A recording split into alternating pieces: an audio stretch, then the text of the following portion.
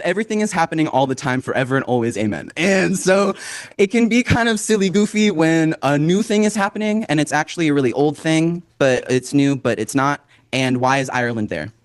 Like, why is Ireland always also there? Even just mentioned, but sometimes also there. And so we're kind of going to talk about that, and talk about like Ireland has so many deep connections to the US, but also hates the US, but also doesn't. But like so many contradictions. That's going to be a common theme. Why so many contradictions all the time? And talking with Marta, we kind of said that it's kind of like a good cop, bad cop situation. But the way that the Irish state purposefully misuses the language of revolution to manipulate people who are looking for positive connection to ancestors and to God, please give us a good political project. Like, oh, I wish there was good political history that I could learn about and be like, oh, so excited about, oh, maybe Ireland. And then you learn more about it and you're like, fuck. Also Ireland, but they like to pretend that that's not true. And so you get a lot of disillusionment. But again, it's really important that that disillusionment happens and that you're not still holding on with like white knuckles to God, please, Ireland, please, because it's really important to be able to see and not like let yourself like steep in purposeful ignorance just because it's difficult. And the difficult work is so important. So talk about all of those. Again, the good cop, bad cop, like America is so cartoonishly evil. And then Ireland will come in and be like, hey, I'm sorry about that guy. So embarrassing, so annoying. He wants to come over on my birthday and get drunk, and it's like, he's the worst. Anyway, here's a drink, here's some food. I think we're cool. Like I had a couple guys way back when that did like some similar things. It's cool. Oh, you did that yesterday? Unrelated. I have to go tell the bad cop about that. But don't ask. Don't ask. No, no, no, it's fine. It's fine. It's fine. And so there's kind of that.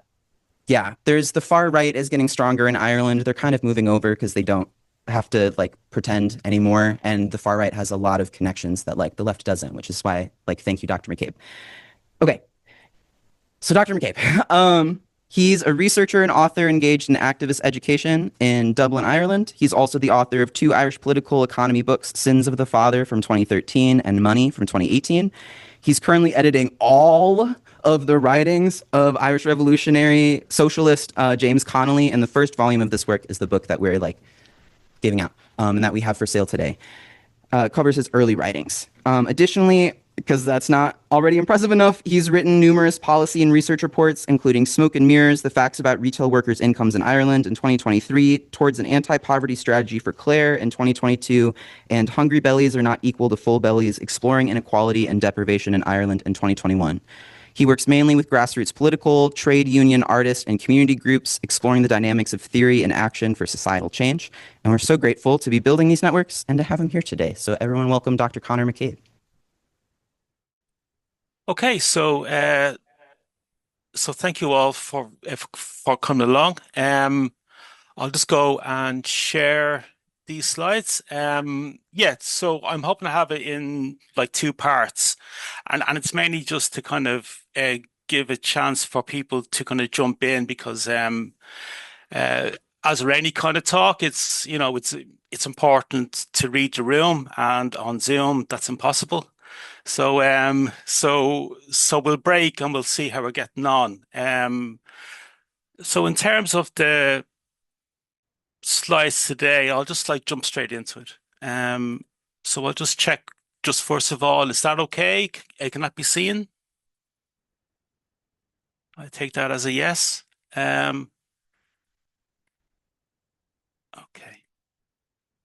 So in terms of the talk today, like what we have seen in Ireland is a lot of kind of grassroots kind of support for Gaza and for Palestine. There was a demo there yesterday. There was another 10, 15,000 people on it. A population wise, that'd be like 50, 60,000 people in like Chicago. And but at the same time, as a very kind of as a very strong groundswell of support for Gaza and for Palestine, you have the Irish state who's saying one thing but is doing kind of another. At the moment, this is a parallel kind of a campaign to try and ban the sale of Israeli war bonds in Ireland, just to ban them in Ireland. And the Irish state is blocking this. So it's saying one thing, but when it comes to actual kind of actions, there is something else kind of going on. And like for us in Ireland, for a part of us on the left, we kind of think we know why, and it's down to just the very nature of the state itself. And that's what I'm going to try and like tease out kind of today. Um, so in terms of that, it means kind of delving into the history. So for the first part of it, I'll deal with history and theories of like Irish history. And then for the second part, it'll be into, well, how does that play out like today? How do you make sense of this almost kind of universal kind of support for Gaza and for Palestine, but a state that is not on the same page, even though it does pretend that it is. Um, so you have these kind of mainstream kind of narratives, and then I'll delve into the actually existing economic kind of class relations, and then into this kind of Comprador state and actually what that means. Um, and when we look at kind of Irish history, like for those who are conservative, who are liberal, who are kind of mainstream, there is a kind of commonality in terms of how they try to make sense of Ireland and the Irish state and the two states actually on the island. And you mainly get history in this type of way. So you get there's a plot and there are characters and there are events and there are kind of motivations. And when they try and make sense of the Irish history, this is what you see a lot of. It's very much kind of character led, and then there are events, and then you try and work out, well, why are these events happening? To kind of simplify, just for the purposes of this talk, the whole kind of motivation in these kind of books is this: it's the formation of the Irish kind of Republic. This is our version of kind of manifest kind of destiny. This is our kind of long march towards Ireland kind of realizing itself. So in that kind of narrative, you get this idea of there being two traditions in Ireland. One that is non-violent and it's kind of parliamentary, and that's seen in terms of kind of Daniel O'Connell. He's the figure on the left there, and then there's the more radical one that's more arms led, and that's seen as being part of the Fenians, of the Fenian kind of movement. Um, so what you have then in kind of 1916 is the Fenian physical force element takes charge of Ireland's kind of destiny. There's an uprising in like 1916, and although that uprising failed at the immediate point, it did lead to a war of like independence and to the formation of the Irish Free State and also of kind of Northern Ireland and the partition of the island. It also leads to a civil war down south. So, and this is seen in terms of two main figures. There's kind of Michael Collins, who's on the left there. He's probably more famous because of the Hollywood movie that was made of his life, that has as much kind of realm to history as well, yeah, it's a work of fiction. And then there's Emma, like Emma De Valera on the right there. Collins is seen as part of a party called Fine Gael, and like De Valera, he's a founder of like Fianna Fáil, and these are the two main parties in Ireland. So in terms of that narrative, how that narrative is then told, that when the like, Irish state is formed, it was quite poor, and that happened until the 1950s, and there was a change in like economic policy that was led by these two people. That is kind of Sean Lemass, who was Prime Minister, or Taoiseach as we call them here, and the main civil servant, who was TK kind of Whitaker. And Time magazine had a non-kind of patronising like leprechaun in the kind of front page there, sharing with kind of Sean Lemass. But that's a narrative. So then they change this kind of poverty thing, and like how they do it is that they bring over it's American foreign direct investment. This is an actual ad that was put in Fortune kind of magazine in like 1964 by the Irish Industrial Development Authority. Yanks, please come over.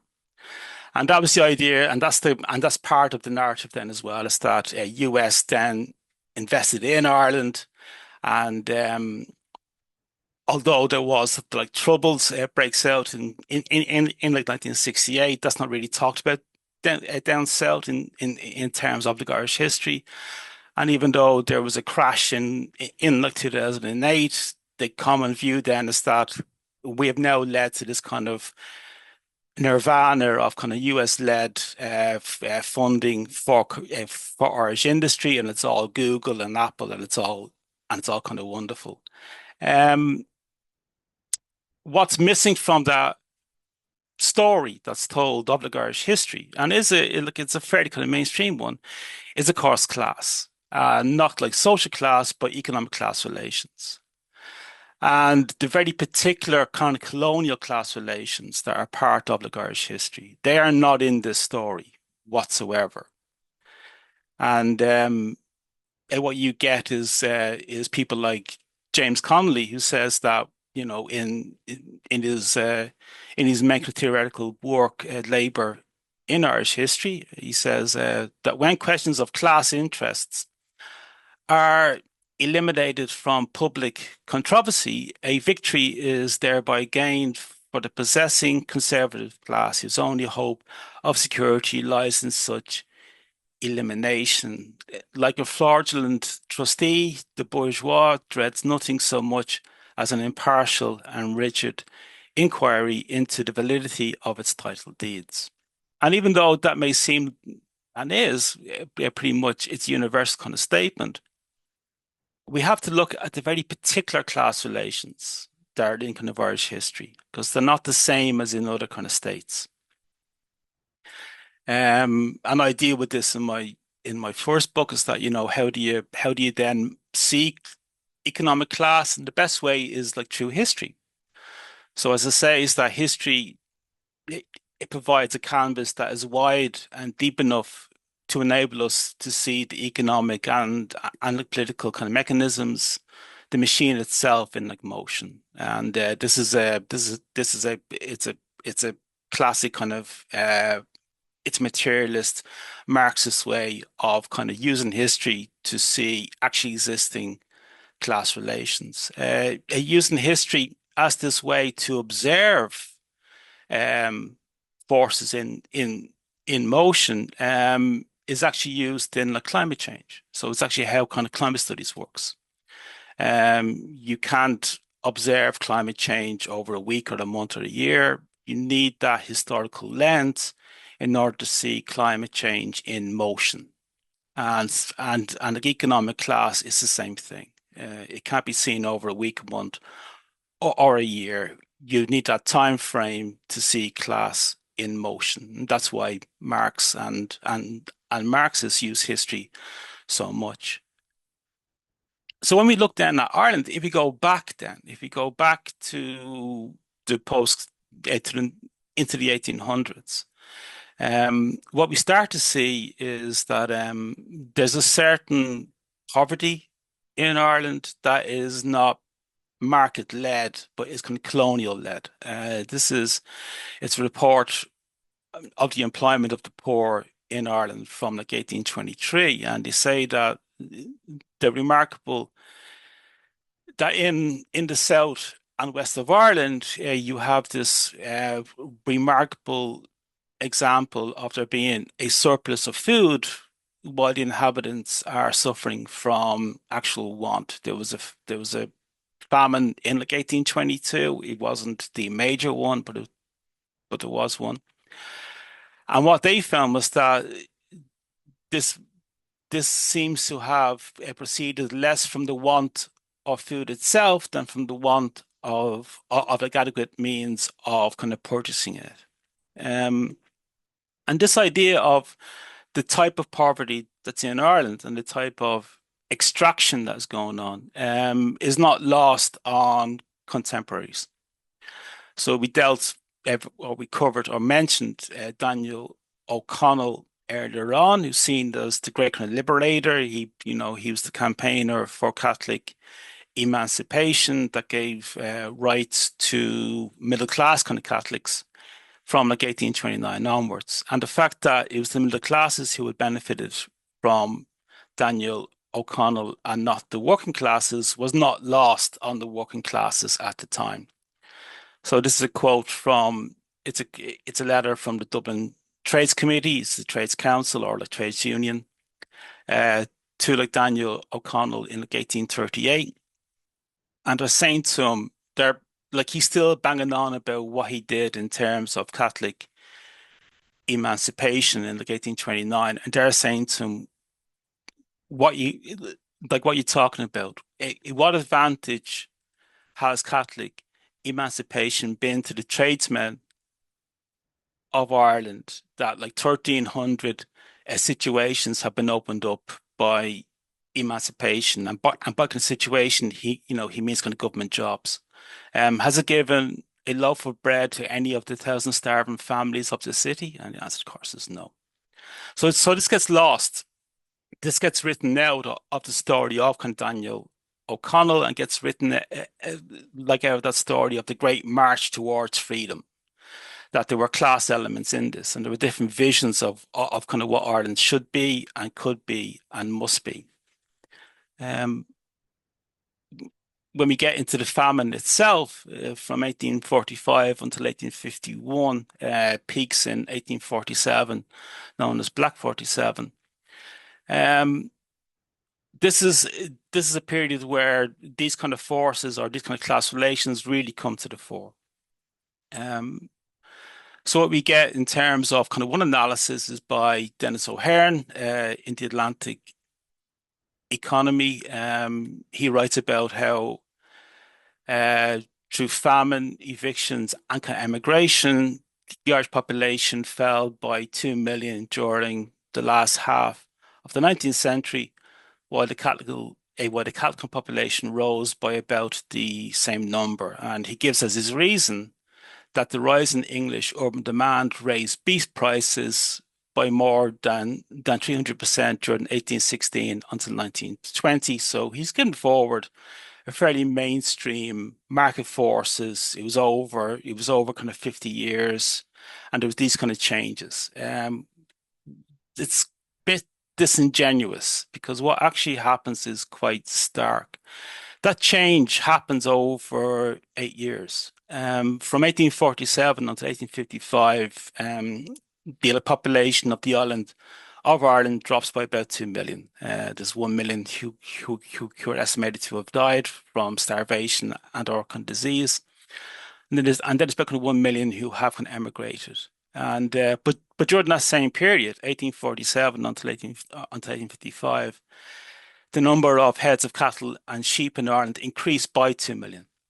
So you have a quite vicious change in the use of land in an 8 year period that has not been led by kind of market forces, that has not been led by prices, by the usual supply and demand, forms of kind of causality that are put forward by bourgeois economists. It doesn't happen over kind of 50 years. It happens because of famine. And it's vicious and it's brutal and it is deadly. This is not lost on Karl Marx, who mentions this, who writes about this in Das Kapital, and talks about this kind of population drop in like 1867. He says that this must go further, sardonically saying that Ireland must fulfill her true kind of destiny, to be an English sheepwalk and the Irish pasture. And he links it quite openly to the famine and to what's kind of going on. So what you get, if it's maybe flesh this out just a bit more. What's going on here is that what you have in Ireland during this period from about 1640s until the 1840s, or up until the famine, is that Ireland has been brought into the capitalist mode of production and exchange, but it's been brought in the colonial way, as colonial extractive kind of relation. And that's what marks it out differently from, let's say, Manchester or Birmingham or Leeds or Liverpool. So what's happening in Ireland is a colonial kind of relation. Um, Going back to Marx and Engels, they don't see this at first. Marx in his intro to kind of Capital says that, he's talking about Germany and England, and he says that German socialists might feel a bit smug that England is England and these factories, this will only happen in like England. But he says that the country that is more developed industrially only shows to the less developed the image of its own future. And that line, unfortunately, has been taken as a kind of statement of all states, all countries must follow the bourgeois mode of the production. And while they must do that, they don't have the same role in that mode. So Marx and Engels, they don't really see this in the 1840s, 1850s. They see Ireland as just like as pre-capitalist. It's going to catch up. It's been it's been held back. But by the 1870s, 1880s, they realized that something else is like going on here. And what you have is that there is a capitalist mode of the production and their very particular relations of the production there. But in Ireland, they are colonial relations of the production and exchange. They're different. That's a different beast. It's a different beast to New York, to London, to Paris, to the so-called centers. What you're having here are the type of colonial class relations that must facilitate an extractive model, purely extractive model. So Marx and Engels, they start seeing this, and Engels sees it most clearly in an article he wrote in 1885, England in 1845 and in 1885. So whereas beforehand they were saying that all countries must follow Britain's kind of role, they realize now is that England had its own view as to what its role in the world economy would be, and it certainly wasn't as a trailblazer for everyone else then to follow. It was that England was to become the workshop of the world. All other countries, it were to become for England what Ireland already was. Markets for her manufactured goods, supplying her in return with raw materials and food. A classic kind of colonial kind of setup. England, the great manufacturing centre of an agricultural world with an ever increasing number of corn and cotton growing islands revolving around her, the industrial sun. What a glorious prospect. But of course, the other imperial or kind of wannabe imperial forces didn't really fancy being having Ireland's kind of future. They wanted Britain's one. So France, Belgium, Germany, America, even Russia, they don't see the advantage of being turned into Irish pauper farmers merely for the greater wealth and glory of English capitalists. So they set about kind of manufacturing not only for themselves, but for the rest of the world. And the consequence is the manufacturing the monopoly enjoyed by England for nearly a century has been broken up. So you see this change in their thinking. You can see how they're kind of analysing Ireland at the start and saying that it's pre-capitalist, it must follow the bourgeois mode. But then they start seeing, oh, hold on, there's something going on here. There's something different. This is a kind of colonial dynamic, and as long as Ireland is part of Britain, it's never going to so-called catch up. because that's not its role in British kind of capitalism. Now he puts it down to when he goes back to what are the classes, he says here that well he focuses in on the English landed like aristocracy. So Marx when he is writing so he does what so when he does write about this, he's seeing it very much in terms of settler and colonial class relations. There's a settler and colonial class, and they're the ones who are calling the shots, and they're in league with the English bourgeoisie. Uh, this is something that was shared by kind of Wolfe Tone. He was a leader he was one of the leaders of the 1898 rebellion, and he talks about the the aristocracy of Ireland and their role in this. But what we see in the 1800s is that there's a new this well, as with any kind of mode, there are certain kind of class relations that are happening. And what is changing here is that there's a growth of an indigenous Catholic middle class who see themselves tied with British kind of imperialism. And they start to emerge, and they only really start to like see them in terms of their power from the 1860s, 1870s onwards. And James Connolly theorizes them. So he's the first one I've come across who really theorizes this middleman, now called kind of Comprador class. He writes in like 1897 in like Ireland's Hope, and this will be in the next volume. It's finished. I just need just to write the like intro, so it should be out hopefully either late this year or early or like early next year. But he talks about what he observes. And the key says a new class had arisen in the land, and he's talking about Ireland in the 1800s. A class which, while professedly ultra like nationalistic in its political aims, had nonetheless so far compounded with the enemy as to accept the alien social system that is kind of British kind of capitalism, with its accompanying like manifestations, the legal dispossession and economic dependence of the vast mass of the Irish people as part of the natural order of society. So straight away, it's a new class, and it's not the typical it's a settler and colonial class that he's talking about here. There's a new class here.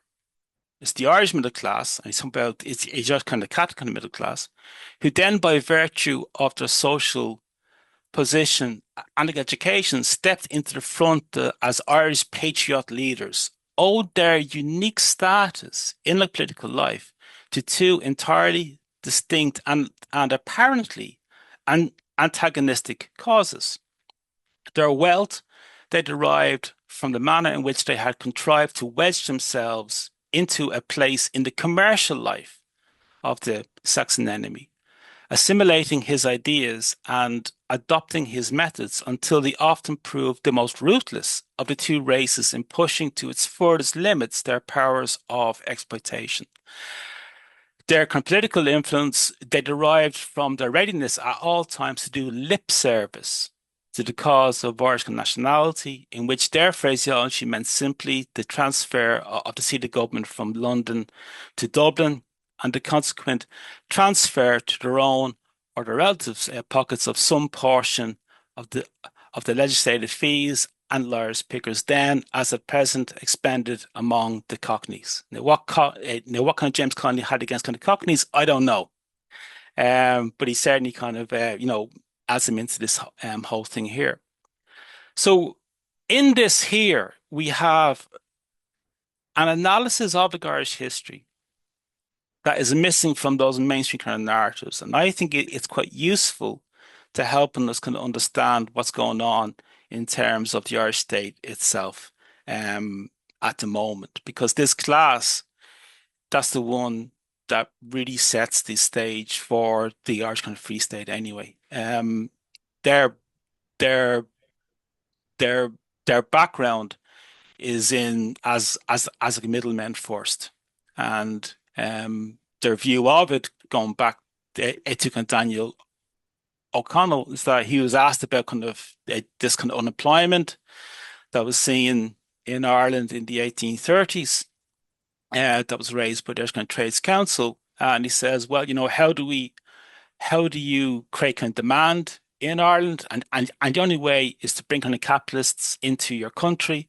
in order to have cheap labor that might have profits from it. Basically, it's an FDI model that he was putting forward in the 1830s. Now, why is he putting that forward? Because Irish kind of capitalism is sending it's investing in British kind of capitalism in London and doesn't want to build up kind of capitalism in that kind of model here, nor Canada anyway.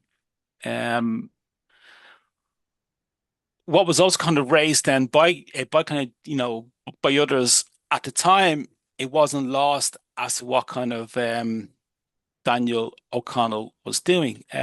When the price of Catholic emancipation for the middle classes was the wiping out of the 40 shilling freeholder voter. So if you rented or owned land that had 40 shillings or more kind of value, you got a vote as a male.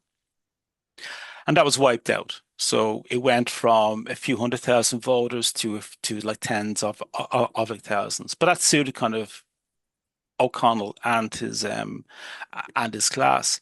He also started playing a deacon religion card. So O'Connell brings in sectarianism into Irish kind of politics even more so because his view is for the Irish kind of a Catholic kind of middle class. I'm going to stop there before I move on to the other parts and maybe just like ask about questions or comments. So I'll stop sharing. Is that the best way forward? Yes, yes. That's Okay. perfect. Thank you, Connor. So that was a bit of a info dump. So what do you think? Hi, I was wondering if you can elaborate a bit more on exactly what you mean by the Irish middle class in this historical context. Because when I think in the current U.S. situation, I'm thinking like primarily skilled middle management labor, like teachers, doctors, lawyers, that kind of thing. What trades, professions, how were the Irish middle class specifically making money in this mode of production at this time? Yeah.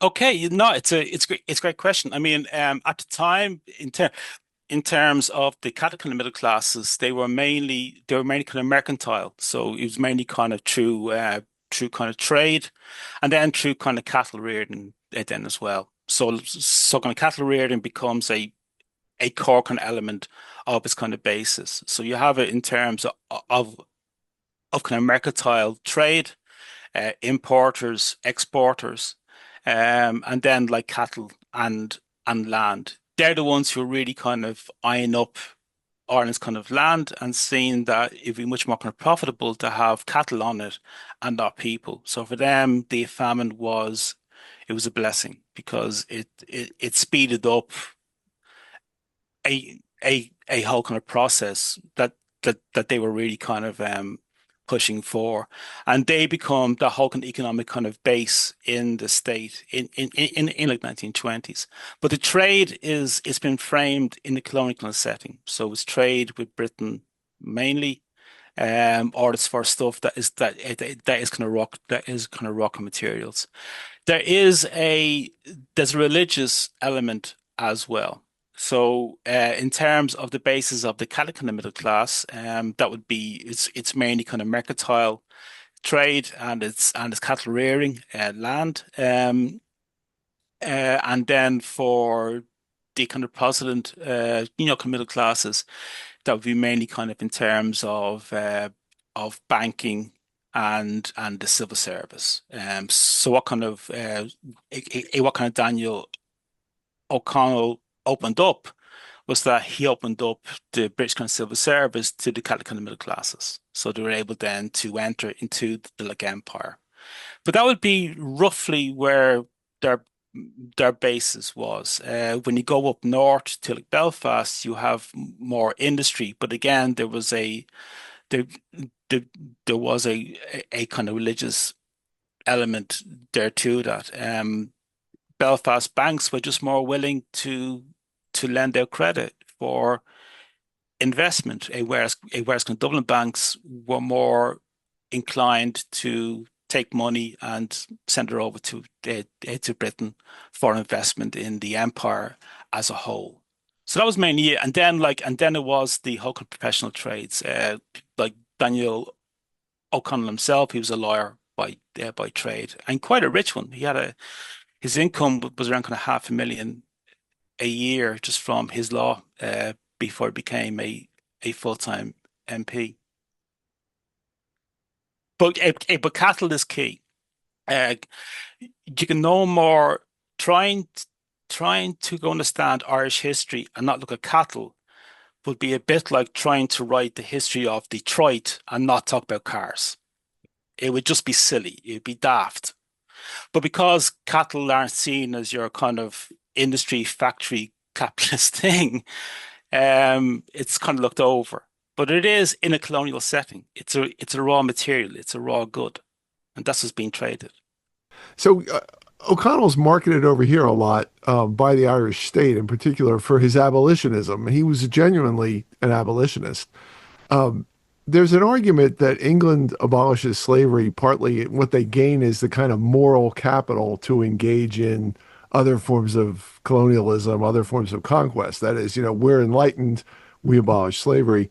O'Connell's abolitionism was genuine, but was it also instrumental? That is, it sort of koshered his class prejudices, his class position, his relative indifference to the working class. I don't know whether we can say that it was genuine. Certainly like abolitionists who were in Ireland at the time, like such as the Webbs, thought it was kind of opportunistic. It would have been kind of political and economic suicide for O'Connell to come out as pro-slavery in British politics in the 1830s. That just would have been nuts because everyone was on the same page. So I know that his family in the 1840s made a big deal out of saying that we've lost American funds because we are anti-slavery. It was going, well, that would pale into insignificance as to what you would have lost if you were pro-slavery in terms of the Whigs. It would have been strange for the Whigs to have backed kind of O'Connell if he was pro-slavery. Now, he could have pulled it off because he was such a talker. But I would kind of play down. I would not. I think we should be as cynical towards Daniel O'Connell as he was towards politics anyway. Like, he was a very cynical mover. He was a tricky dicky. He would read the room, and then he would then kind of go for that. If anyone can point to me any British kind of politician who was pro-slavery in the 1830s, then I'll take my hat off then for fucking Daniel O'Connell. You know what I mean? He was it's marketing. See it for what it was. It's the one thing they have, and they have to use it. So so they just kind of a lot of the Daniel O'Connell myth really has to do with the Troubles. So when you have the Troubles in the North, going back to the two traditions that are in kind of Irish history, there's the so-called a constitutional one, and then there's the physical force kind of tradition in terms of kind of Irish kind of independence. They needed someone in Irish history that they could then use to say that, well, he's our thing. It's amazing how they were able to turn Daniel O'Connell into a Martin Luther King figure, as if that was just but they needed them for that. So we served that purpose in the 1970s and the 1980s. So again, going back to how history is being used, so he is being marketed in that way now. But sure, I'll go into this in the second part, but like if you were to read the speeches of the Irish kind of Prime Minister and the Deputy Prime Minister, if you were to read their speeches, you would think that Ireland was at the forefront in terms of backing and campaigning for the people of the Gaza. If you look at their actions, a different story kind of comes out. So 200 years later, you read Daniel O'Connell's speeches. Oh, great words, wonderful words, but they're just words. So he read the room. Him and his family, who were quite cynical, saw that whatever they would lose in terms of money from the States would be nothing in comparison to what they would lose in terms of trying to shake money out of Irish people. Thank you. Hello. You said that the famine was sort of expedient for this class of people who wanted to clear the people off the land and put cattle on it instead. How similar in terms of intentionality is that to the Highland clearances in terms of like the government role in it and kind of how it led to 1916 and everything after? It's a really good question. And yeah, like there are huge similarities, you know. But again, going back to the logic of the capitalism that is being kind of applied here in terms of Ireland and in terms of like Scotland as well. So again, it goes back to focusing in on the logic rather than onto the techniques or the methods that are being used to realize that logic. And there are slightly different kind of techniques that are being used. But the logic is kind of still the same. It's about kind of having that. How do you get a more extractive kind of model for the land that would tie into the British kind of ambitions at that time? You cannot understand Manchester without Irish cattle. You can't understand Birmingham without Irish food and Irish cattle. They're able to industrialize their workforce because Ireland's growing food for them. I make the argument, and it's like I need to kind of really kind of flesh out more. Like Ireland is a very old capitalist space. It's put forward as if the capitalism only arrived in Ireland in the 1960s and the 1970s when the Americans came over. That's the narrative that's put forward. But it's one of the oldest spaces of capitalist extraction on the planet. And with that becomes very old colonial class relations and how they play out. So what happens when those very particular colonial class relations, what happens when they form their own state? And that's what you see in Ireland from like 1922 onwards. So you get, it's not a template, but you do get a working model as to what happens when a Comprador State gets formed. And you see that then in like Ireland. And that's where, like, I mean, just for the next slide, as you go in, like I use kind of Mahdi Amel, he was a Lebanese Marxist, where he talks about this. And there are others, you know, there's kind of Karabal, there are others, you know, Sankara, who are very, very sharp as to what that class kind of looks like. Mao himself, of course. But Ireland, it's a working model. So what happens when that kind of middleman intermediary class gets to form its own state? And I think that does kind of play out in terms of whereas on the ground, in terms of the Irish people, I mean, it's overwhelmingly pro-Gaza, but the imperial interests of the Irish state and of that class, there's a contradiction there. Sorry, there were a couple of questions just on the text that I might kind of deal with here now, just before we move on. How Irish are modern industries marketed over here as an Irish kind of Kerrygold? Yeah, it is. You know, it's an Irish, you know, it's an Irish kind of company. It's an Irish kind of cooperative, company. Again, you know, there are kind of pockets of kind of capitalism. Your kind of what we'd see as mainstream kind of capitalism in Ireland, but it's not the overwhelming ideological apparatus of the state itself. So you have things like Ryanair, you have things like by kind of carry gold. So you have it in certain kind of industries that would be your common and garden kind of, kind of capitalist kind of, firms. But the state itself is that kind of hybrid kind of model there as well. Do you know what percentage of Irish forests were sacrificed for the British landowners to establish kind of cattle kind of pastures? As far as I know, very little, because the Irish forests, as far as I know, that was mainly in terms of the British Navy in the 1600s and the 1700s. So that would have been kind of prior then to that. And let's see. Is there a sense of things where is there a sense of where things are at in Ireland regarding a consciousness of this view of the history or the counter narrative? Yeah, it's quite weak. It's extremely weak. Even on the left, you will have kind of very strong kind of left-wing Marxists, even Marxists in Ireland, who still followed that idea of Ireland was poor until the 1950s, and then kind of American money kind of showed up, and then that changed everything.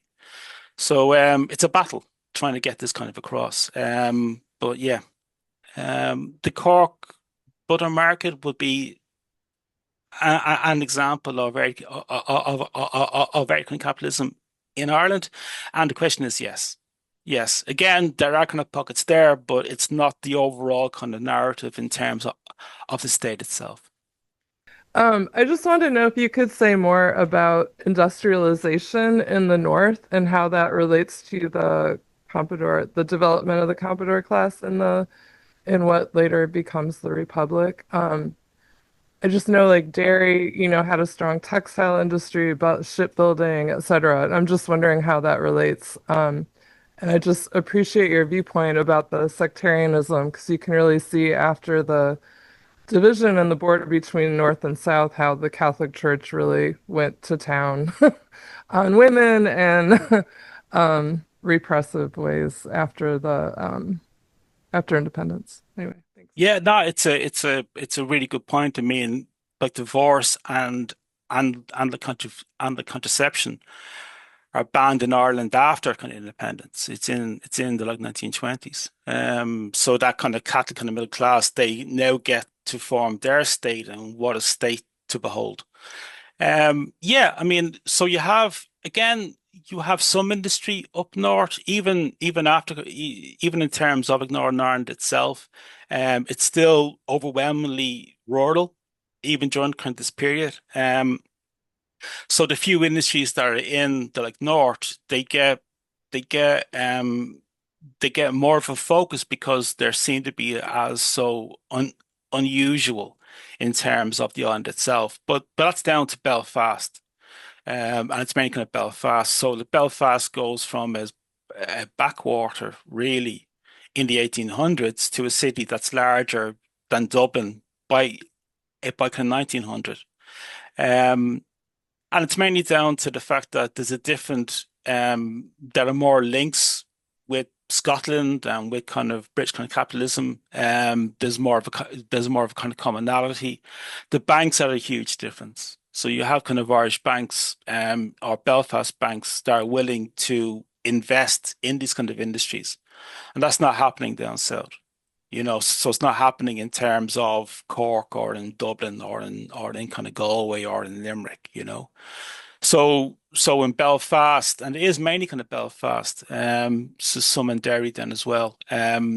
It's mainly down to that kind of the confluence of those kind of factors. And the sectarianism, I mean, this is something that is, that's been used by British kind of capitalism since the 1700s, and they keep on using it because it works. Same as race.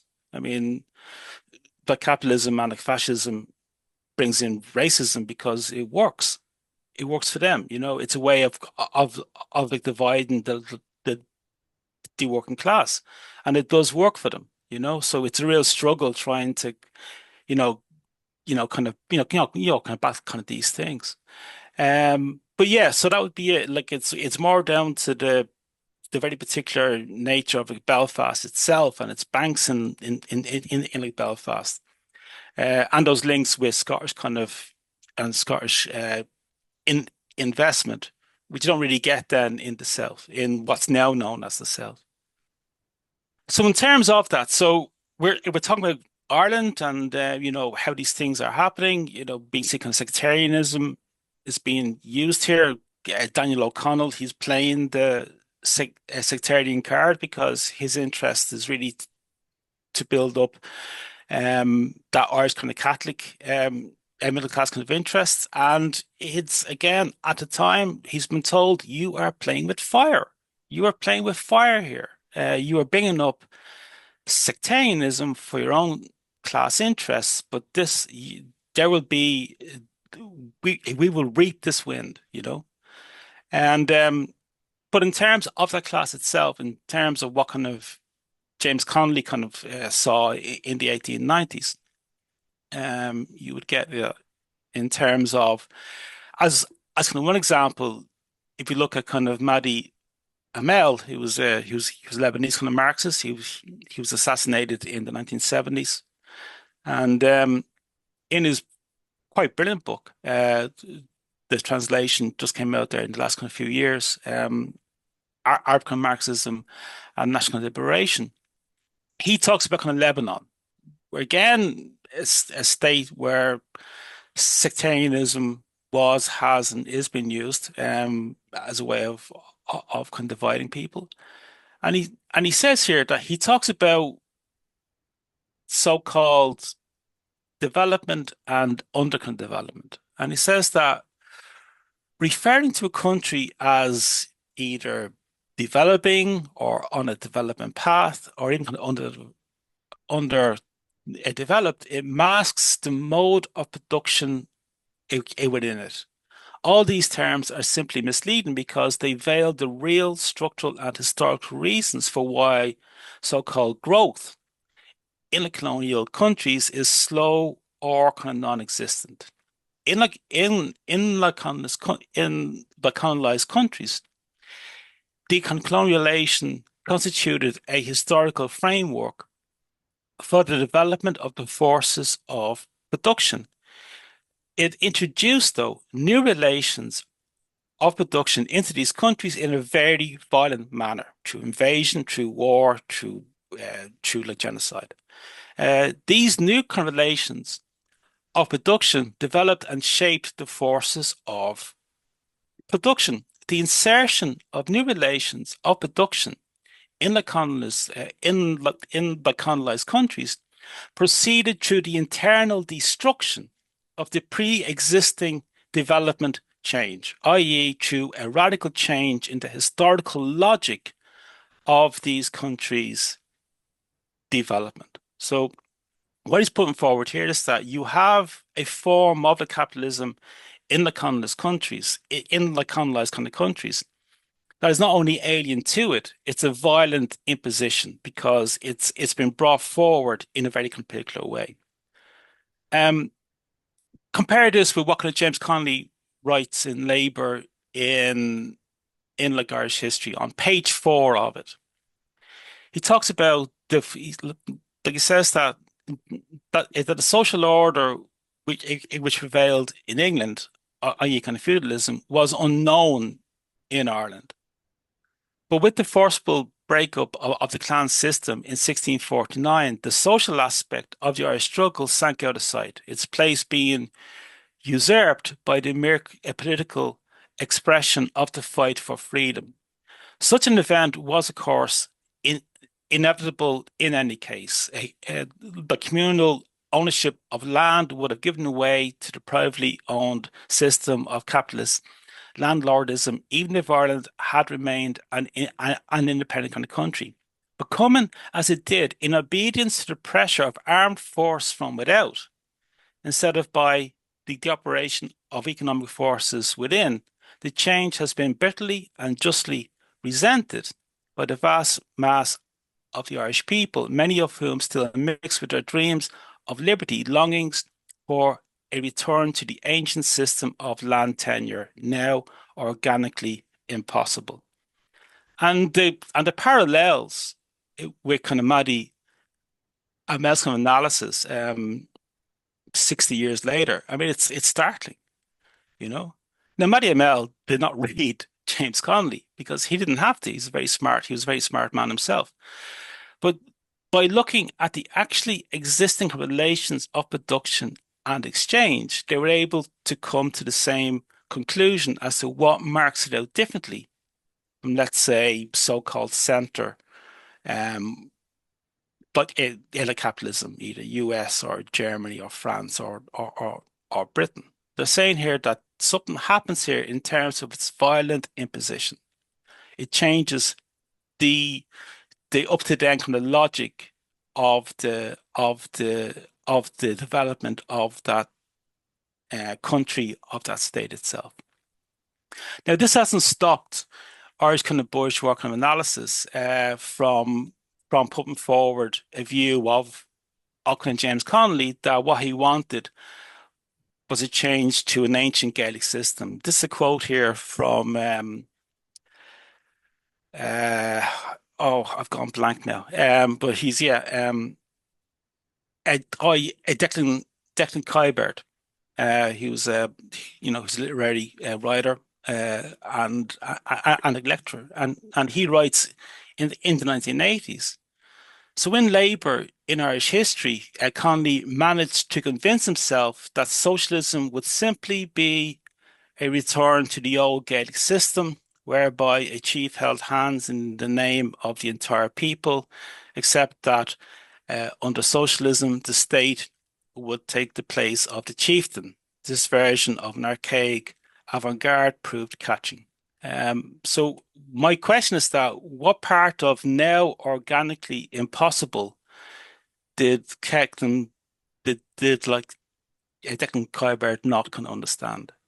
And it's page 4 of Labour in Irish history. This goes back to why is this being written about in the 1980s and the 1990s? Because what you don't want is a James Connolly who's going to put forward a very cogent, a colonial class kind of analysis of what's kind of going on. So you get this kind of misreading, I would say, intentionally of kind of James Connolly's kind of writings, because he is quite nailing it on the head in terms of that class.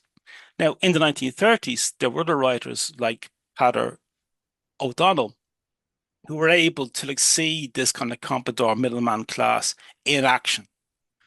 So, like Peadar O'Donnell, who was a teacher, he ends up fighting in the War of Independence. He takes the anti-treaty side. He was a socialist. He was a Marxist. He was a Republican, and he writes in the 1930s. He says that God save Ireland is the rancher's cry, and they tell God and us how to do it. Just protect Ireland's rancher-based cattle trade.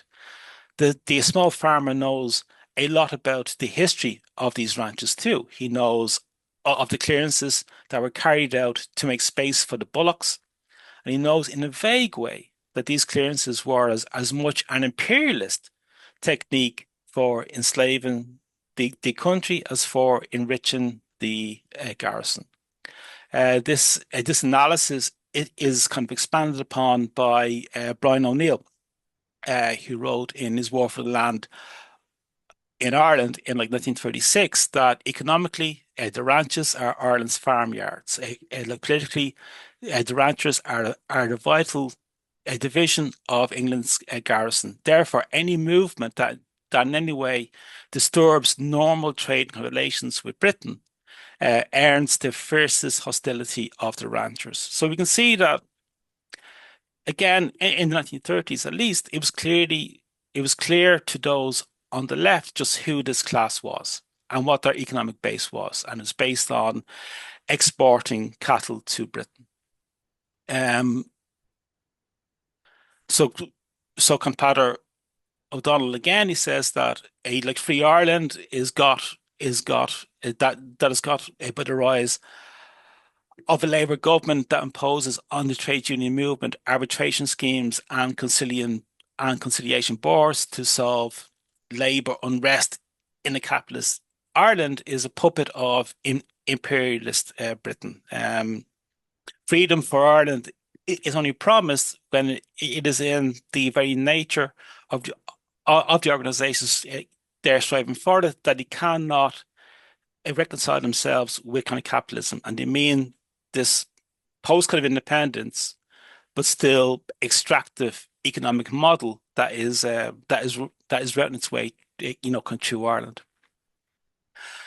And this is where kind of Comprador kind of comes into it. So in the 1920s and the 1930s, the Chinese Communist Party, they're starting to kind of theorize this kind of middleman class. And that's not lost on the Irish left, to say that we also have our compatriot kind of, compradors. At the same time as cattle being key to Ireland or to kind of trade, in the 1930s, Ireland's main kind of physical export is live cattle to Britain.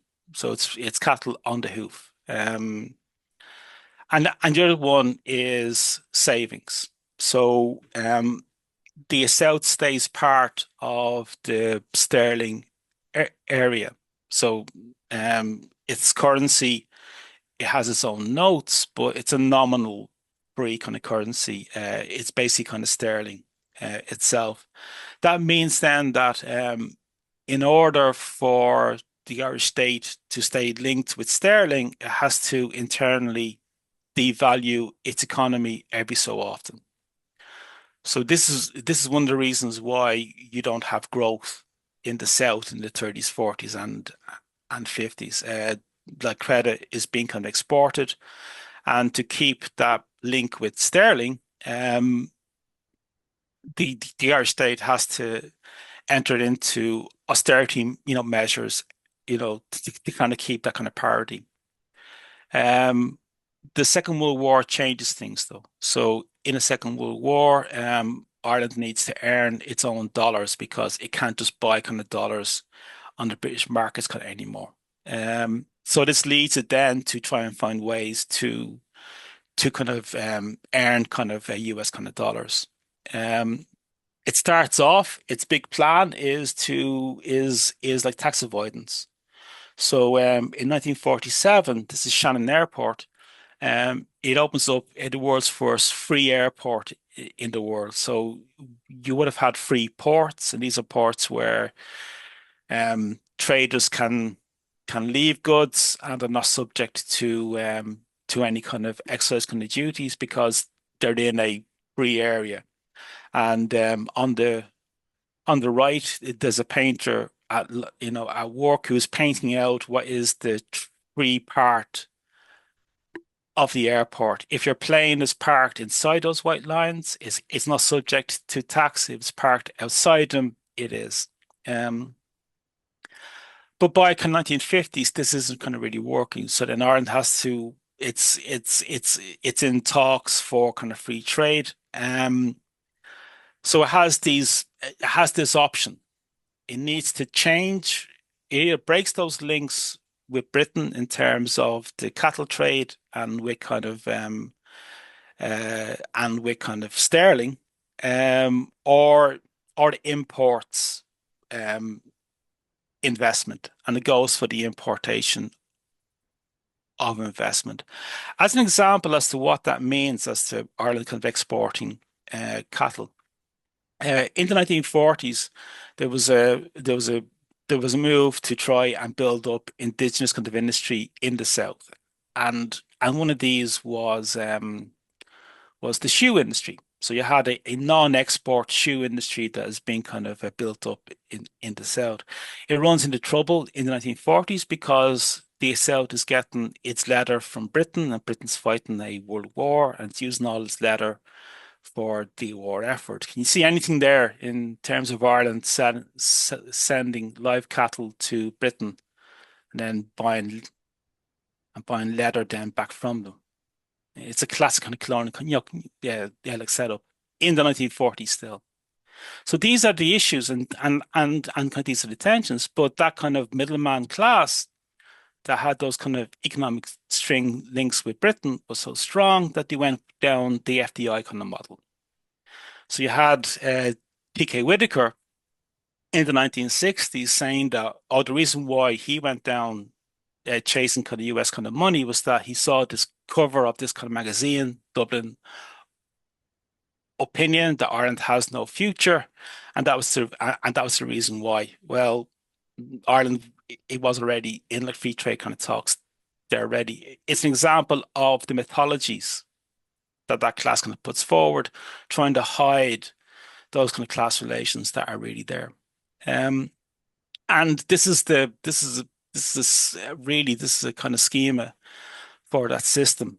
So in terms of the cattle trade, cattle was raised until kind of 1 year on small farms. It's then sent over to ranchers to be fattened, and then it's sent kind of live export to Britain as well. In the 1960s, Ireland then starts moving into the money markets. It tries to open itself up as an offshore base for euro dollar kind of markets. And then in the 1980s, it goes full offshore with the opening of the IFSC, which is the International Financial Services Centre, and that's opened up in like 1987. During a period where Ireland, it was in a deep kind of recession as well. So you had the kind of deputy prime minister, or the Taoiseach. He's been interviewed in 1987, and he said that, what's your view on the massive rates of emigration from Ireland? And he goes, well, we can't all live on this small island. So again, that's the resistance to change in these kind of economic kind of models that class was kind of putting forward. In the 1990s, such as the flows of phantom FDI that is coming into Ireland, that its kind of national stats in terms of its GDP shows Ireland as a boom kind of economy, but there's no jobs. And this is pointed out that you have the so-called Celtic tiger, but there's a jobless growth. It's the shuffling of paper and kind of nothing else. And back in 1990s, this Ireland as a tax haven is now in like full kind of view. So much so that by 2005, Dublin is being called the Wild West of kind of European kind of finance. What's been traded or kind of what's happening in terms of the IFSC that's in the kind of Docklands kind of area is that Ireland is selling two things. It's selling zero tax or low tax or the kind of tax haven, but also there's almost no oversight either. So in terms of how you manage your funds, there's no real kind of oversight in terms of what is like going on. Hence the phrase, the Wild West of European kind of finance. And again, even as late as kind of 2013, we have, this idea of Ireland is booming, even though it's in recession, but many of these kind of investments, they have no kind of employees in Ireland, and they've been managed, from kind of either from New York or from London. As an example of the way that Ireland's national figures are being changed by this. This is a figure showing it's the income from US companies that are based in Ireland, and then it's the employment as well. So whereas kind of employment by these companies almost kind of flatlines from the 1990s, from 1997 onwards, income from these companies goes through the roof because it's not real kind of activity. It's just kind of tax avoidance stuff that is kind of going on. So this is a multi-trillion dollar industry in Ireland that employs comparatively few people. And this selling point is not lost on that kind of middleman kind of class. This is a brochure from Arthur Cox. It's a law firm in Dublin. I was going through this brochure about kind of 15 years ago, and this image kind of jumped out at me. This is them kind of selling how to set up a tax neutral company structure in Ireland, and this is their image. This image kind of they used. And they said that this is the real kind of selling point, that money comes into Ireland, it's washed of its tax, and then it goes straight back out again. So much so that this is now being used even by the Central Statistics Office, which is the main source of stats on the state. And this is their kind of infograph on FDI in Ireland in like 2023. But the interesting one for me is the one just at the bottom there, which is pass-through investment, which is this part here. So even the state itself, it will now acknowledge that Ireland's role is just money comes in, it's washed with tax, and it goes straight back out again. They call it inward FDI or pass-through investment, which is a wonderful, almost kind of Joycean creative a use of language for what is kind of tax avoidance.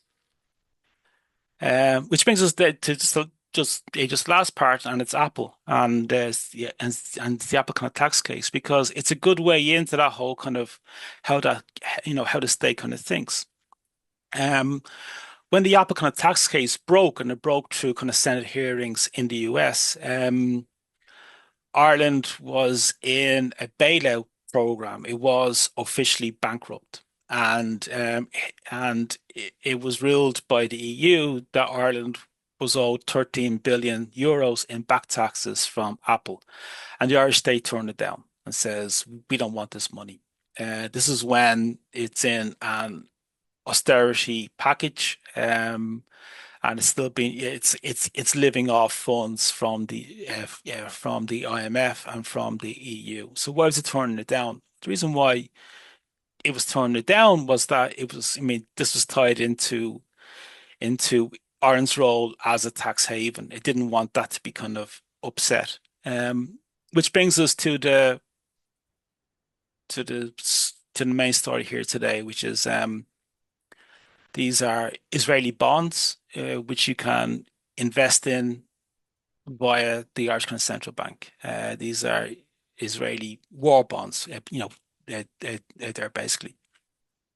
And there's a campaign on by activists in Ireland to have this practice banned in the state, and they're just not into that. And what I see in this whole thing is that even though, if you look at the class relations that routed themselves through cattle, so if we move away from, if we don't kind of fetishize the product, which is cattle here, but see the class relations that are routing themselves through it, and the very particular colonial class relations that routed their way through cattle in the 1930s, 40s, and 50s, I think we see this now in terms of tax.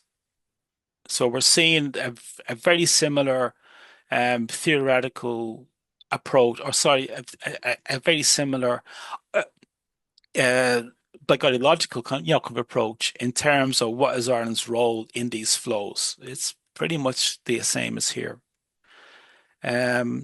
So I think that helps us then explain why we have a state that will make great speeches about Gaza and Palestine and how Israel it's committing war crimes, but when it comes to actually doing stuff on the ground, is very, very reluctant to actually do anything about what is is basically it's a genocide that's going on, that's been played out on social media in like real time.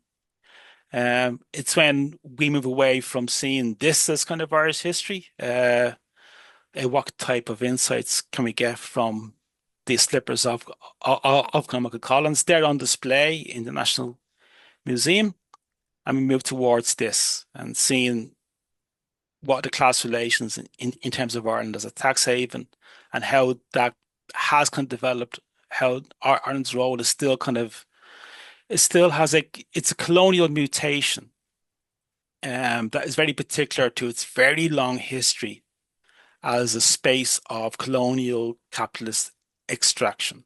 So there's a mutation that has kind of gone on.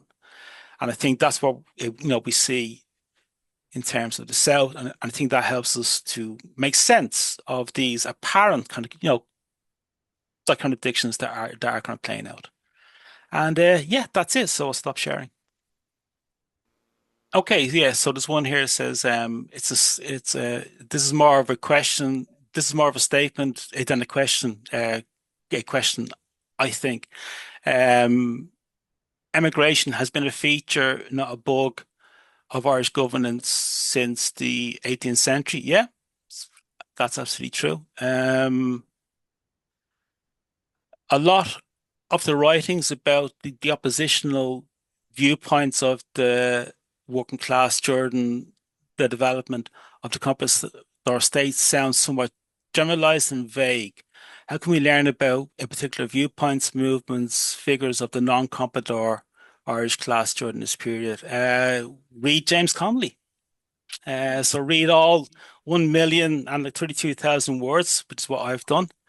And if it is vague, it's that has less to do with what we know about it and more to do with the technical format of trying to cover 400 years of Irish history in a 40-minute talk.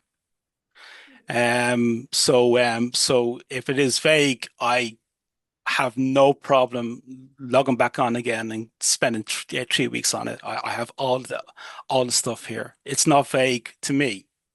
And I think that there is kind of enough there, I just actually, if you are interested, I just did a 3-week course on the Irish kind of radical history, and it's up online as well. So that might be a good kind of intro. And I do mention some of the writers like Anna Doyle Weed or others who are kind of very, very interesting. Bronterra O'Brien. There's the Chartist movement that is dominated by kind of Irish people in it.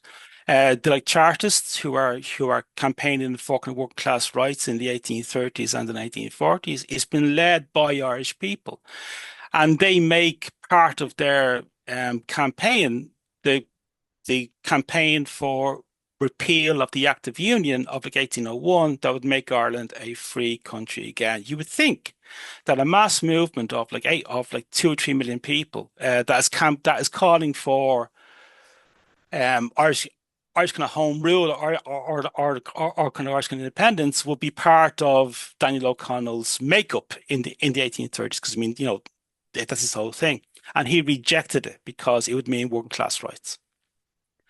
So O'Connell attacks Chartism because Chartism would mean rights for working class Catholics, and all he cared about was middle class Catholics. So yeah, I mean, I can certainly do more on that. As I said, if you, I'll send on kind of that link. But there's a 3-week podcast. I did classes and we taped them, and the slides as well, and that might help as a way in. Apart from that, Quentin Lane's work is quite interesting. He'd be worth kind of checking out in terms of a historian who has covered this.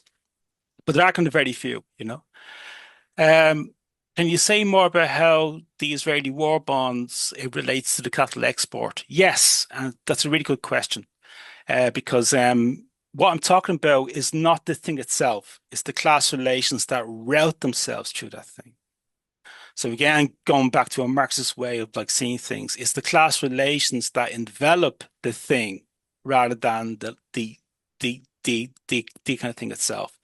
The Irish state and that kind of class who like take over, who carve the Southern Irish state in their own image, in like 1922, they positioned themselves as intermediaries role in British imperialism and in global imperialism. But there are tensions because there's a very strong anti-colonial history in Ireland, but we have this quite colonial state then that has kind of been formed. The Israeli kind of war bonds ties into the IFSC and ties into Ireland's role as a tax haven. And what the Irish state sees kind of Israeli kind of war bonds as is that if they concede room on the Israeli kind of war bonds, that then gives people a right to say what goes on in the IFSC. And to stop that happening, they are blocking any move on banning Israeli war bonds from being traded or sold in an Irish legal space. But that ties into the wider issue of Ireland as a tax haven. So what I mean by cattle export is that Ireland wasn't exporting cattle. It was exporting a raw material. It was trading something from Ireland. What it trades today is the ability of a state to have its laws, to set its own kind of tax laws and have them then recognized internationally. That's what's being traded. So if we step back and see the class relations that route themselves through these things, it starts then to kind of make sense. But it is quite abstract. So that's why it's a really good question, because it's a point that Marxists even themselves sometimes kind of slip into, and they do kind of fetishize the thing rather than seeing the thing as a way into the class relations. So it's when we start seeing these things, I think they are kind of linked. That they are linked because of the nature of the state itself as a middleman, comprador, intermediary state. Sorry, can we go to a question in the space now? I hear there's a really Yeah. good one on deck. Is that me? Okay, so the question that I have is probably unfair. I'm going to start with that.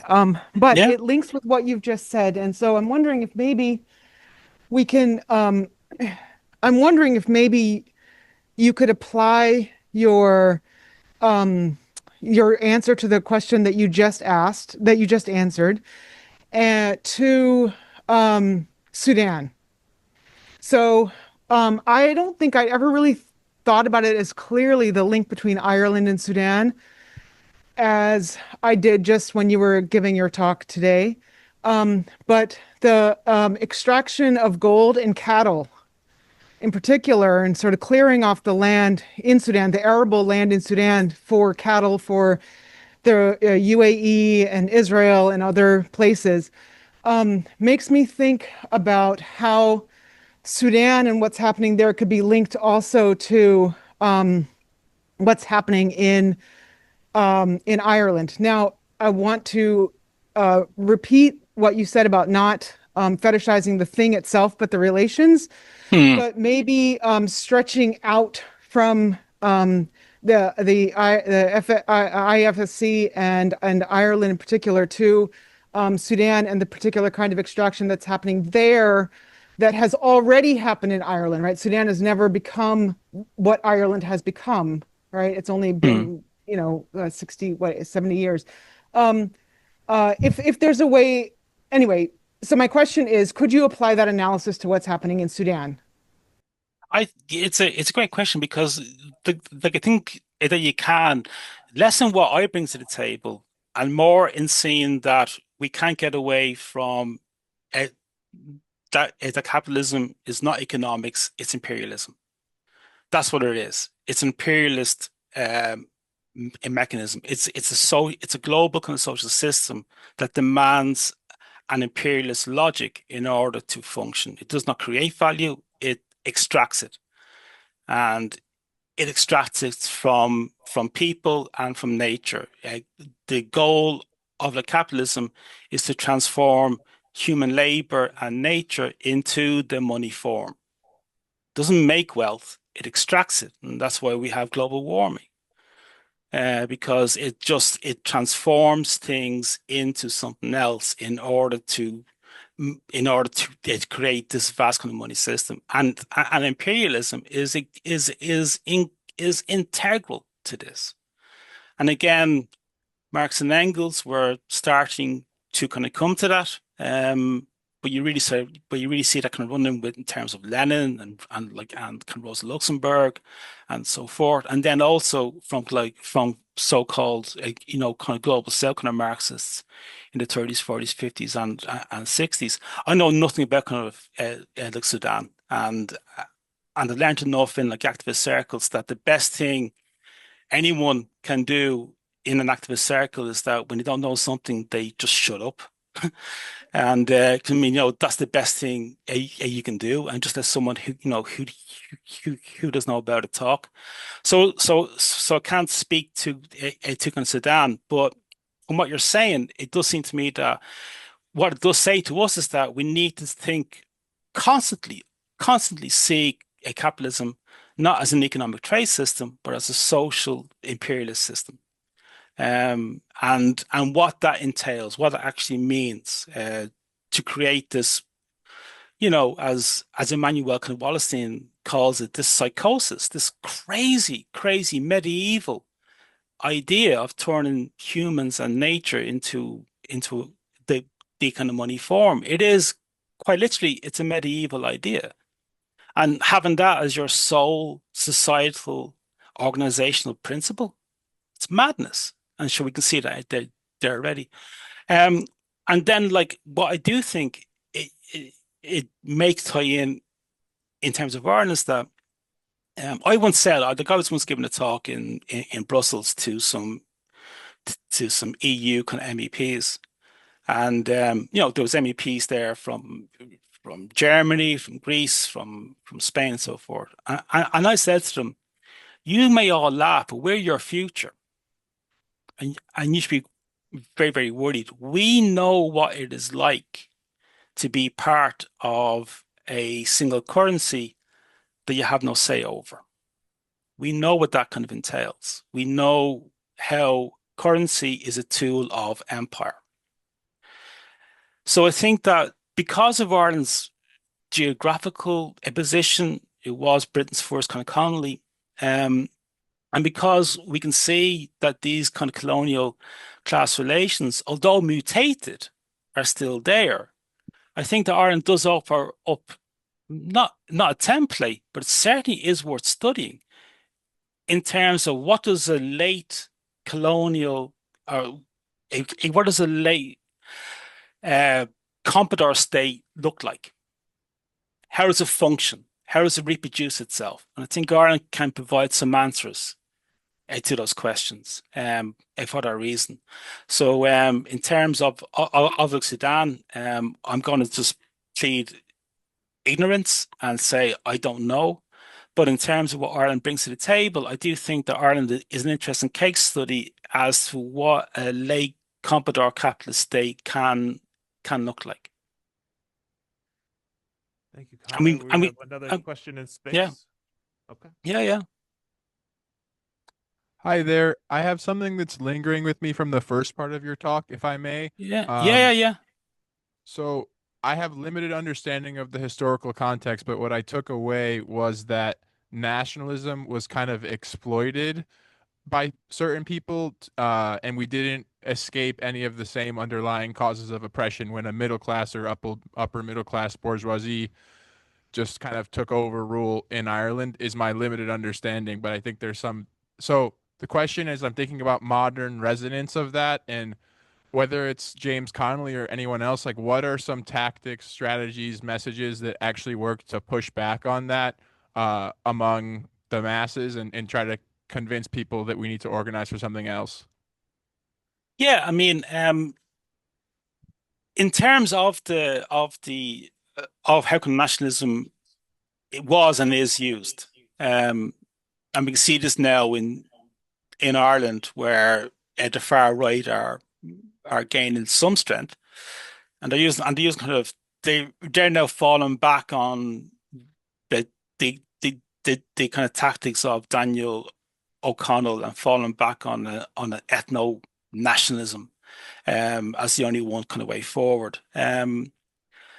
But I think I think what we see in terms of Ireland is that we need to always kind of keep in mind that it's not just falling back on kind of nationalism, but it's about kind of it's nationalism in a colonial setting.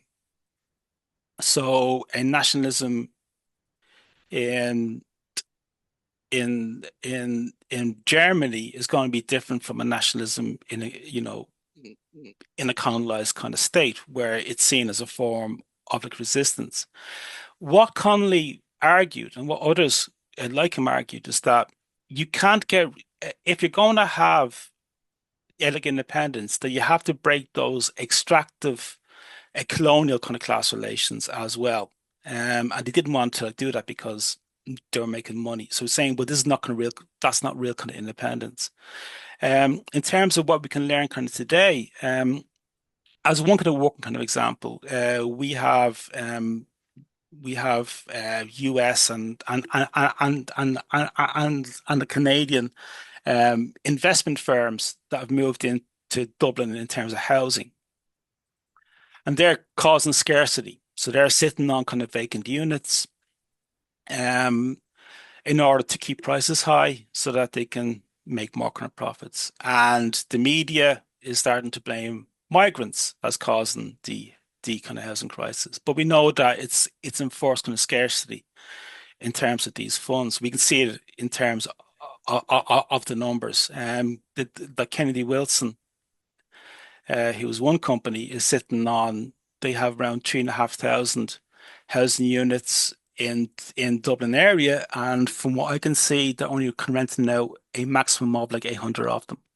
So they're sitting on roughly kind of 2,000 empty kind of housing units. But it's migrants that are the problem. So I think that in terms of an Irish kind of context, it's very important for people like me and for those who are on the left to show that this is tied into how that's sold is that sold as being FDI.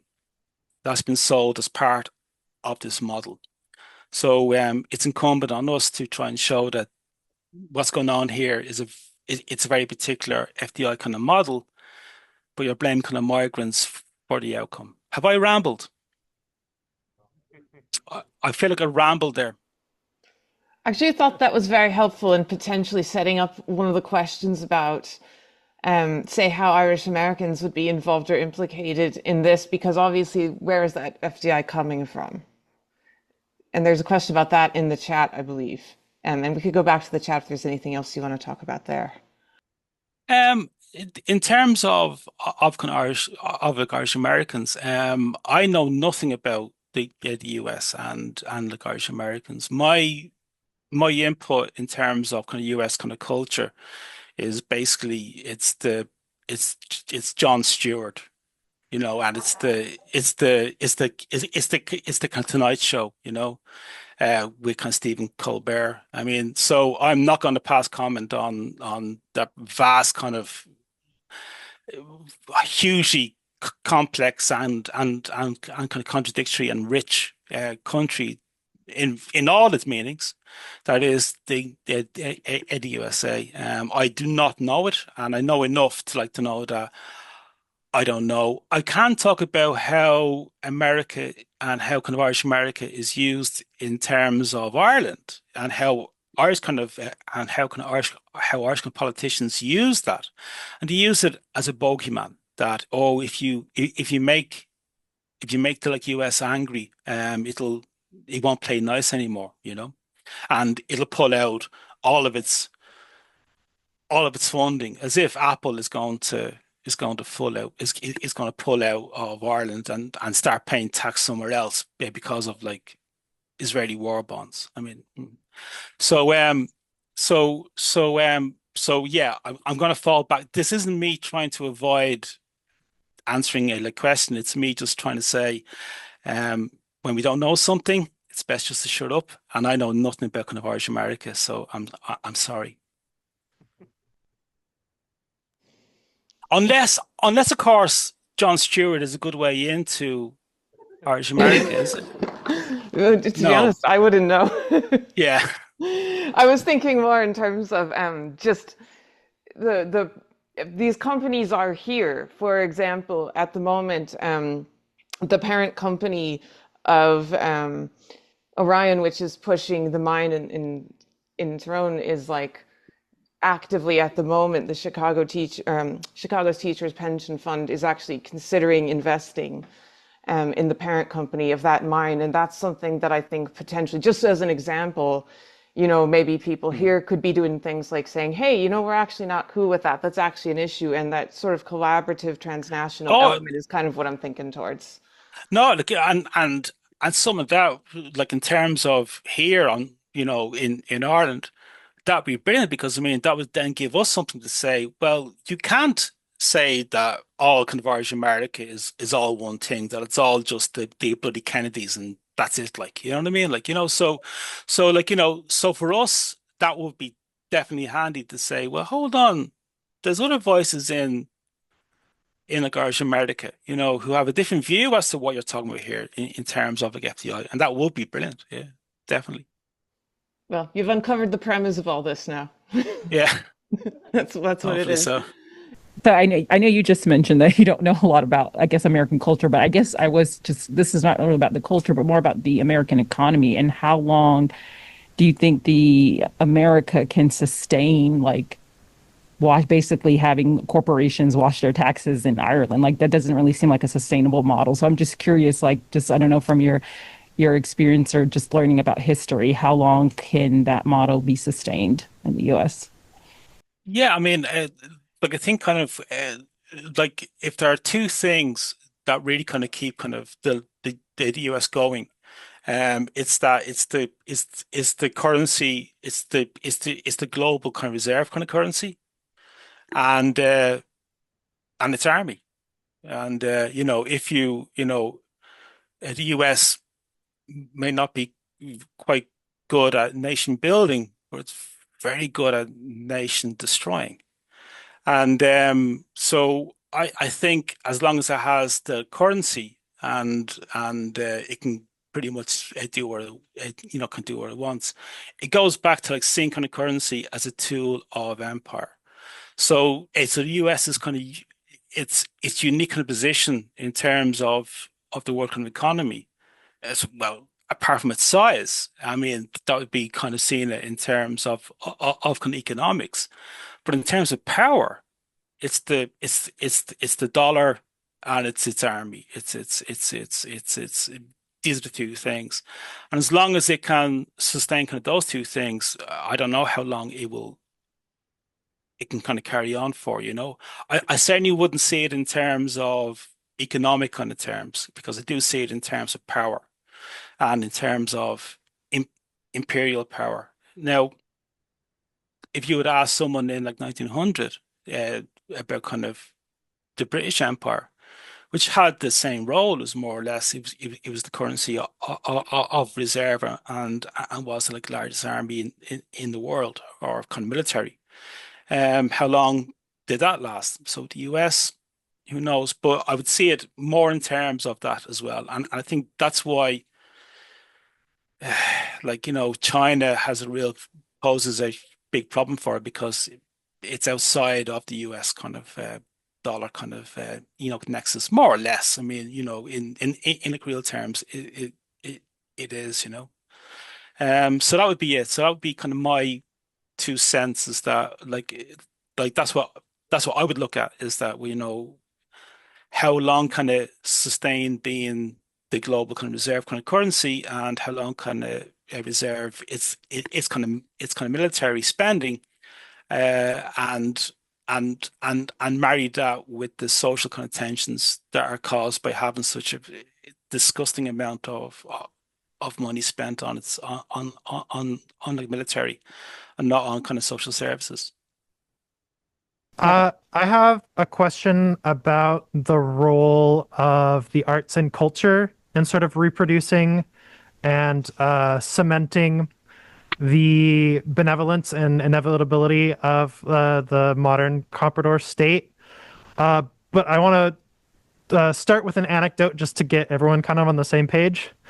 So I'm thinking a lot about, like, for instance, the figures like Michael Flatley and the creation of Riverdance for the Eurovision intermission at the beginning stages of the Celtic Tiger, and how it sort of took this vision of like the timeless sort of organic nature of like Irish Gaelic culture flowing like a river towards the inevitability of like modern like secular liberal capitalism. And I guess my question is, to what extent is this like intentionally astroturfed by this Comprador class and Comprador State? Or to like what extent is it just sort of like an extension of that logic with sort of emerging organically without like intentional like manipulation by that class? Or is that kind of a distinction without a difference? And if you have any other examples maybe you can think of that are more contemporary than like the 1990s, that would be helpful. Yes, Grant. I think kind of Marta is probably kind of best placed for the question, but like but in terms of my own kind of insights, if any, on that. Yeah, I mean, like Irish kind of the marketing of the Irish culture has a huge role in that, and that goes back to history as well. So in terms of, again, if we see history as a tool for observing something that is highly abstract, we can't see economic and class relations on a day-to-day basis. It's very, very difficult, apart from moments of rupture of a crisis. But outside of that, it's quite difficult to catch them and see them. So how we see it then is through history, and using history not as one long march towards the kind of Guinness hop store, but like seeing it as a way to observe these kind of class relations in play. And we do not have that as part of a Irish culture, even in terms of more radical kind of Irish culture. What I see is even radical kind of Irish culture does tend to fall back on those kind of mainstream kind of tropes, which is unfortunate because there's a much more rich history there in terms of kind of resistance. What you get in Ireland, of course, is that you have in working class kind of culture, there is a very strong anti-colonial history, and that is tied in with the Troubles. It's hard to really kind of to overstate just the effect that the trouble. When I say like Troubles, do people know what I'm talking about? Are you referring just to like the 60s and 70s, or you're referring sort of the generation? Yeah. So when I say kind of Troubles, the guy I mean the war in the north of Ireland from 1968 until 1998. Really, I mean that's the period that I'm talking about. But what that had in terms of intellectual kind of debate in the South was profound, because if you were to bring up, if you have a kind of situation in Belfast and Derry and in London and in Dublin where there's a genuine shooting war that is going on that is colonial in its element, and it's anti-colonial in its element, and you have a protagonist who are using history to justify what others see as being slaughter. So history becomes a very hot topic, but also Ireland's colonial history becomes a very kind of hot topic. So Irish history and the Irish culture, in terms of dealing with its anti-colonial history and its anti-colonial culture, has been held back at least 30, 40 years because of the Troubles. Because if you were to bring that up, you would be labeled as a provo, as a supporter of the IRA. And for some people, that would be a career kind of death. So you have a very strange mix in the Irish culture where you have people who are anti-colonial and are trying to embrace and find out more about Ireland's very strong and very rich and very proud anti-colonial, anti-racist, history, while still trying to navigate that when all the research has been based on 30 years of saying, if you bring that up, you are justifying bombs and war in the north. So so we're still trying to kind of get over that. Do people know the Belfast band Kneecap? Have you come across Kneecap at all? Um, Kneecap could not do what Kneecap are doing now 20 years ago. If they were to come out wearing kind of balaclavas and have songs like, Get Your Brits Out, it wouldn't work for them, right? So we can see now that there are kind of changes in it. And Kneecap, I think, are a very good kind of example of that embracing of that anti-colonial, anti-racist culture and bringing it into the 21st century. Sinead O'Connor, she also kind of did that as well. So we have this history there. But in terms of Irish kind of culture, it's still been, kind of crushed almost by the legacy of the 30 years of the Troubles and how you could not bring this up and have a career. I'm struggling to phrase this, so please, if I say Yeah, something that's not correct, tell me. But I've read some of the documents arguing for the formation of the Irish state written by like Daithi O'Connell and others like that. And I've read some of the documents arguing for the formation of Israel, which I know it's not the same, but they are both phrased in these ethno-nationalist terms because they're sort of coming out of the same historical period. And thinking in that way, I'm wondering how foreign direct investment is also driving Israeli policy, and like, is Ireland beholden to the same things that Israel is beholden to, and like how do we intervene when like our country is one of those foreign direct investors in a lot of these things? It's a brilliant question. I mean, it just gets into the nub of the whole thing. In one of the earlier slides, I was saying that in the mainstream kind of story of the Irish history, there are two kind of traditions. There's the constitutional one that's seen by Daniel O'Connell, and then there's the armed resistance one that's seen as kind of Fenianism. When really,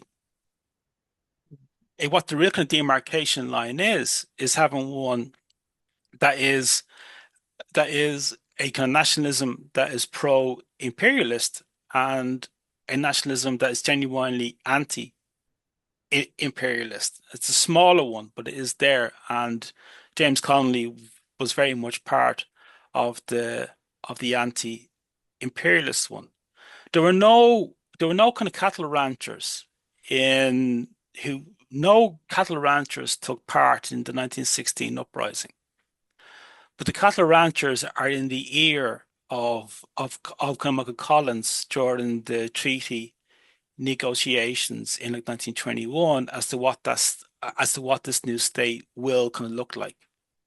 So what you get from 1917 until 1920, 21 are socialists, feminists, Marxists, who are who are saying we have a vision as to what this new free Ireland will look like.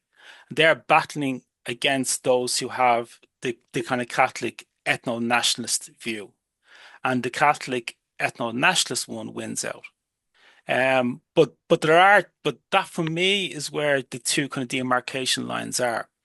And it's not what is put forward, because why would that kind of Catholic kind of ethno-nationalist one admit that the real kind of demarcation line is imperialism and kind of what side are you on? So I can most certainly see links with Daniel O'Connell, that history, and the Israeli state, where you set up a de facto pro-imperialist ethno-nationalist state that knows its place within the empire. And there's another kind of tradition that has been battling that and still is, So I mean, that's the tension that has been played out quite literally on the streets of Dublin, even as we speak, where you have those that are part of a nationalism that is anti-imperialist, 'em, and those who are part of an imperialism that was pro-imperialist and sees kind of nationalism in terms of ethnic nationalism. So these are the tensions, and this is the tension that plays out in like Irish history. You know, I mean, in 1798, the United Irishmen, who were the leaders of the rebellion in like 1798, they were influenced by the ideas of the French Revolution, where a citizen was based on rights, very much, and also influenced by the American Revolution as well. You fast forward 40 years to Daniel O'Connell, and he says that no, a nation is based on religion. So we can see that this battle is one that kind of to and forth all the time, you know, through kind of Irish history. We have kind of armed insurrection based on rights to having one where people are saying that it's based on ethnicity, and that's still going on. There'll be more jokes next time, I just promise. It was all We'll very, hold you to it. yeah. Sorry, No, it's all good. It's brilliant. someone had a question there, did they? Sorry. First, I want to see, can you hear me okay? Yeah, can Okay, indeed, great. yes. One of your commentary about, how the people in the South, especially during the Troubles, really didn't want to talk about what was going on up there. And if you did, you would become a Provo or thought to be a Provo or a Provo sympathizer, Mm. wherever you want to put that. The other thing that occurred to me, and this is just a general comment in terms of, well, let me just get to the point. So in the United States, if you mention you're socialist, it's a bad thing. And there's always this kind of prejudice against, well, you've seen that happen very recently about, the problem with America is all these, socialist, liberal, communists, blah, blah, blah, that are affecting our country. Well, the other thing I noticed, but during the time, this is more pre Good Friday Agreement, where, I was a supporter of, well, let's say the Republican movement, but certainly Sinn Féin at the time. Mm. And I would notice, go to their Ardèche, their convention or whatever, and you'd hear a lot of socialist rhetoric, or you would hear rhetoric about class and class analysis and that type of thing. But once Jerry Adams might come to the United States and speak about what kind of 32 county republic he wanted. Certainly didn't bring up socialist republic because it didn't play well here. No. So and I used to get plenty of arguments from friends of mine who would say, well, what about the IRSP or INLA? They're Mm. get good Marxist analysis. And I would say, yeah, okay, I kind of agree with much of that, but unfortunately they have very little public support. Yeah. So I would just like to hear your thoughts. Number one, is socialism also a generally negative term, like in the South, like it is in the United States? And I used to see, Sinn Féin as being fairly anti-imperialist. Well, they certainly talked a lot about that. But they also kind of hid the elements of their program that was socialist, and they seem to kind of do that in Ireland as well as the United States. Mm. Sorry for the ramble, but No. It's a good point. I mean, like I think kind of Sinn Féin have they've kind of lost their way in the last kind of few years, I think anyway. yeah. They're just recently they've they've been coming out with some very worrying statements in terms of migrants and also kind of trans rights, which is just, I mean, both are. I mean, that's a line in the sand there, and they're talking about that, because like there's a huge kind of backlash in terms of like trans rights in the UK. And Sinn Féin seem to be kind of thinking, well, is there votes on this? And they almost seem to be wanting to kind of jump on the anti-trans kind of bandwagon, like fuck's sake, like. So they're doing what they always do. They are kite flying. Does that phrase make sense? Kite flying, yeah. So they're testing the like waters with kind of with spokespeople in public, and then seeing what's the reaction here. But you can see them like, when someone says that we need to have a kind of conversation about trans rights, it's going, well, unless it means more trans rights and greater kind of investment, there is no conversation. So what does, you know what I mean? Like, so these are red flags. When someone starts saying that we need to have a kind of conversation about a group, well, okay, we've been here before. So, but I think that's because they don't really have any kind of strategy in terms of how to take power, apart from taking votes from the two conservative parties. And I think that's their kind of structural kind of problem. That they would actually do better if they were to embrace their more kind of radical side. And you have both. They do kind of have both. One of the interesting things about one of the reasons why the far right hasn't been able to kind of take off in Ireland until kind of recently was in the main down to Sinn Féin. That Sinn Féin was anti-imperialist. It was anti-racist, or is, hopefully. I just check, and as of today, it like still is. But that acted as a bulwark against that kind of ethno-nationalist kind of far right, as does James Connolly today. So James Connolly was anti-racist, he was a feminist, he was a socialist, he was all these things that kind of ethno-nationalists hate. But he's also, in terms of mainstream Irish history, he's a martyr because he was part of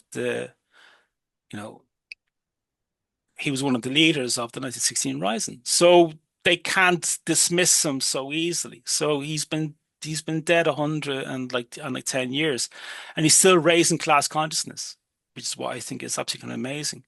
But Sinn Féin would have been part of the James Connolly and nationalist kind of tradition. But now I think they're trying to play kind of both sides, and I don't know whether that's a good kind of fit for them. So yeah, like we do know, and we do know that when Sinn Féin goes to Washington, it says one thing, and when it's over here, it says kind of another. That was always seen as real kind of politique, but now I think there may be kind of shifts that are kind of going on. But again, just going back to the point, it's a really good kind of example of that. Again, that's for me is the real kind of demarcation line in Irish kind of radicalism. It's that there's a strong kind of history of anti-colonial, anti-imperialist, anti-racist Marxism and socialism and feminism in Irish culture, which those who are running the Gaza FSC hate, because if you start delving into that, you start to see that the real kind of marked lines in the Irish kind of nationalism is not physical force or kind of constitutional methods. Is, are you pro-imperialist or are you anti-imperialist?